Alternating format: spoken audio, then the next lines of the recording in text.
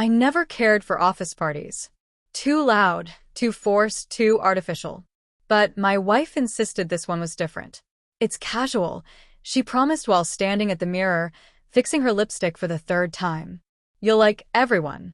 Her name is Lauren. We've been married 7 years, together for 10. She's always been the social type. One of those people who brighten a room without effort. Me? I'm the guy who'd rather stand in a quiet corner with a drink and let everyone else shine. That night, the hotel ballroom buzzed with polished smiles and expensive cologne. I walked in behind her, one hand in my pocket, the other wrapped around a whiskey I hadn't even tasted. She slipped into a group of coworkers like a magnet finding north. I watched several faces turn toward her, laughter rising instantly.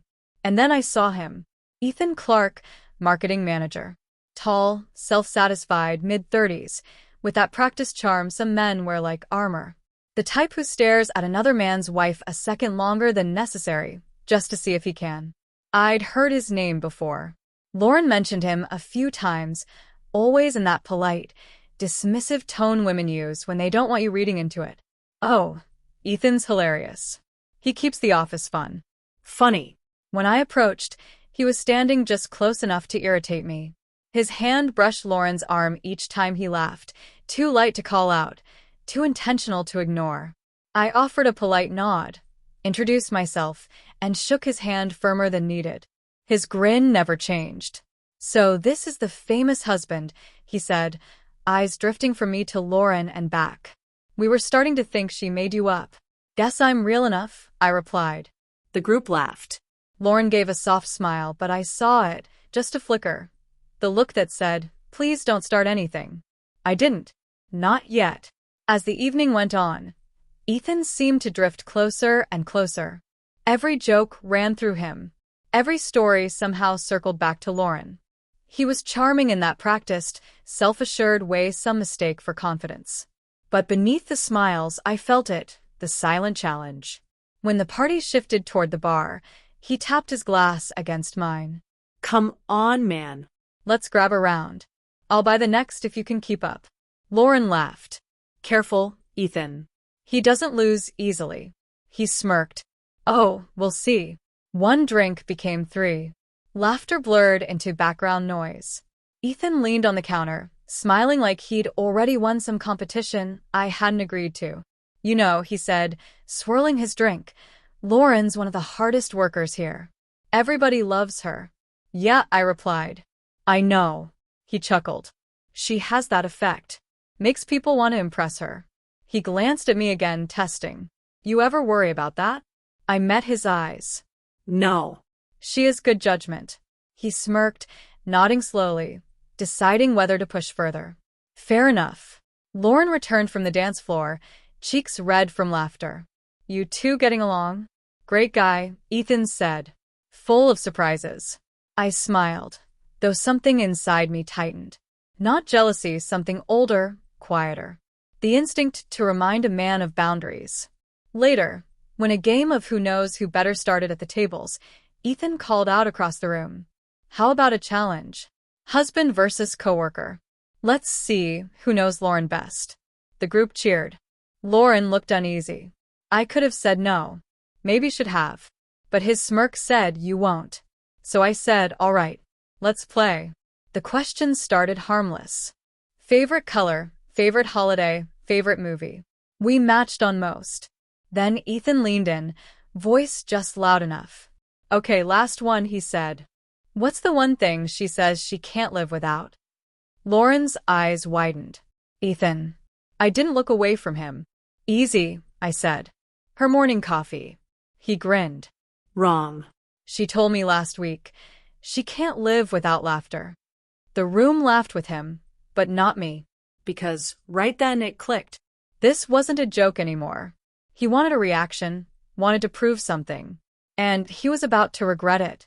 The laughter hung in the air. Awkward, heavy.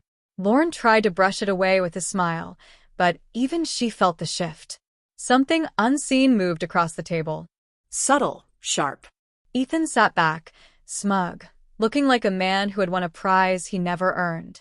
I leaned into my chair, swirling the last sip of whiskey. You're right, I said, calm, almost amused. She does love to laugh.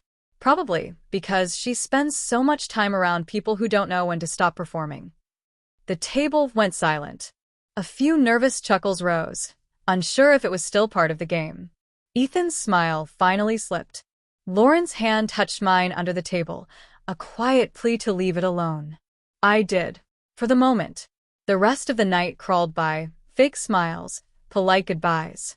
When we finally walked out, Lauren was tense beside me, her voice low. You didn't have to say that, Nathan. I didn't have to, I agreed. But I wanted to. She sighed. He's like that with everyone.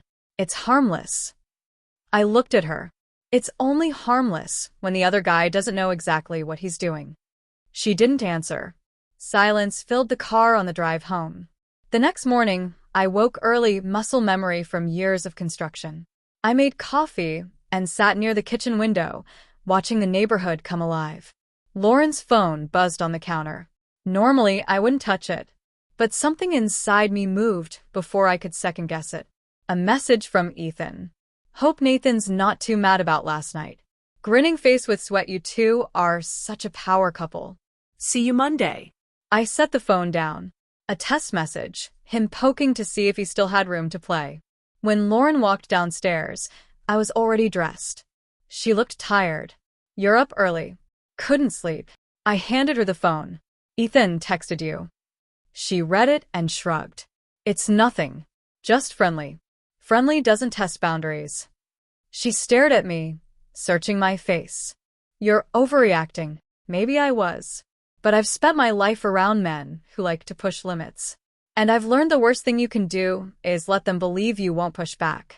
The next Friday, Lauren mentioned another after-work gathering. Just a quick drink, she said. Ethan's bringing the team. I'll swing by later, I told her. She frowned. You don't have to. I want to. When I arrived, the bar was dim and half empty. I spotted them in the back, laughter, glasses, small talk. Ethan saw me first. Nathan, he called, grinning like we were friends. Didn't think you'd show. I smiled. Yeah, well. Didn't want to miss the entertainment. He lifted a brow. Still sore about the party? Not at all, I said, stepping closer. Actually, I came to thank you.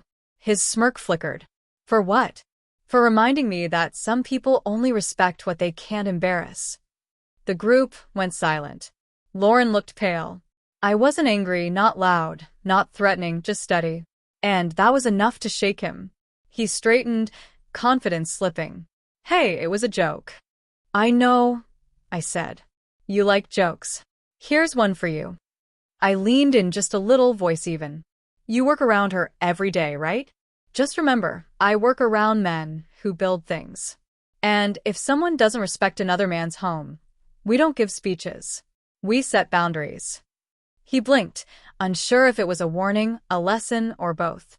Lauren grabbed my arm. Nathan, let's go. I nodded, polite. Good seeing you, Ethan. We left without another word. That night, Lauren sat beside me on the couch, quiet. After a while, she whispered, You scared him. I didn't mean to, I said. But I think he finally understood. Understood what? She asked softly. That you're jealous? I shook my head. No. That I'm not one of his games. She looked at me for a long time, then rested her head on my shoulder. I didn't realize it looked that way, she murmured. I should have shut it down sooner. I wrapped an arm around her, letting the silence settle. Not angry silence, understanding. A reset. After that night, Ethan stopped lingering at her desk. His jokes got shorter, his tone more careful. Weeks later, Lauren told me he asked if everything was cool. She just smiled and said, Nathan doesn't hold grudges. He just remembers who deserves his time. And that was the end of it. Because some men don't need to raise their voice to make a point.